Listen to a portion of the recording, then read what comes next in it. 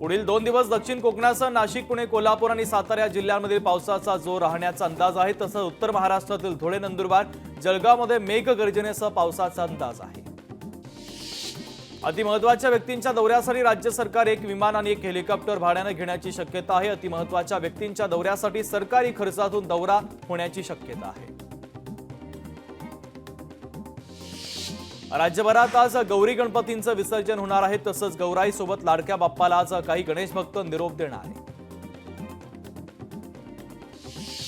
उपमुख्यमंत्री अजित पवार आज खेड विधानसभा मतदारसंघाच्या दौऱ्यावर आहेत। या दौऱ्यात अजित पवार खेडच्या उमेदवाराची घोषणा करण्याची शक्यता असून 2 जाहीर सभा घेणार आहेत। तसंच विविध विकास कामं आणि अजित पवारांच्या हस्ते उद्घाटन पार पडणार आहे। अमरनाथच्या मेडिकल कॉलेजला अखेर हक्काची इमारत मिळाली। पालिकेच्या सुपर स्पेशालिटी हॉस्पिटलची इमारत मेडिकल कॉलेजकडे सुपूर्द करण्यात आली।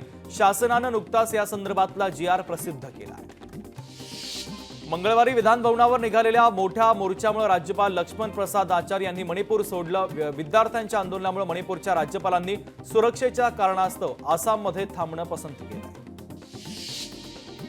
चंद्रपूर शहरालगत असलेल्या लोहाऱ्यातील एका हॉटेलमध्ये 8 फूट मोठा अजगर आढळला। बटाटे ठेवलेल्या बॉक्समध्ये हा अजगर आढळल्यानं खळबळ उडालेली होती।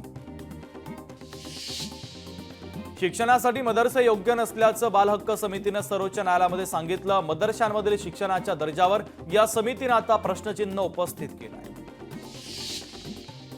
नेरळ शहरामध्ये भर नागरी वस्तीमध्ये गुंडांनी दादागिरी केली। भर रस्त्यात गुंडांनी वाहन चालकाला मारहाण केली होती। अखेर आरोपी शिवाजी सोनावळेला पोलिसांनी अटक केलेली आहे।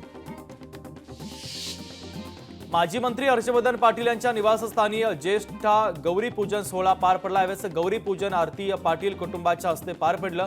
त्यानंतर आरतीचा मान उपस्थित नागरिकांना देण्यात आला। बारामतीमधील मुख्यमंत्र्यांच्या नावानं आयोजित गणेश महोत्सवाला सुप्रिया सुळे यांनी भेट दिली। बारामती दौऱ्याच्या दरम्यान सुळेंची महोत्सवाला भेट पाहायला मिळाली। आयोजकांचं सुप्रिया सुळे यांनी कौतुक केलं। आरपीआयच्या वतीनं अकलूज नगरपालिकेवर मोर्चा काढून मुख्याधिकाऱ्यांच्या दालनामध्ये ठिय्या आंदोलन करण्यात आलं। मूलभूत सुविधा न मिळाल्यानं हे आंदोलन करण्यात आलं असून मागण्या पूर्ण न झाल्यास उग्र आंदोलनाचा इशारा देण्यात आलेला आहे। परळीमध्ये धनंजय मुंडेंच्या विरोधात शरद पवार मराठा कार्ड खेळणारे राजेसाहेब देशमुख परळी विधानसभेसाठी इच्छुक असून राजेसाहेब देशमुख राष्ट्रवादी शरदचंद्र पवार पक्षामध्ये प्रवेश करण्याची शक्यता आहे।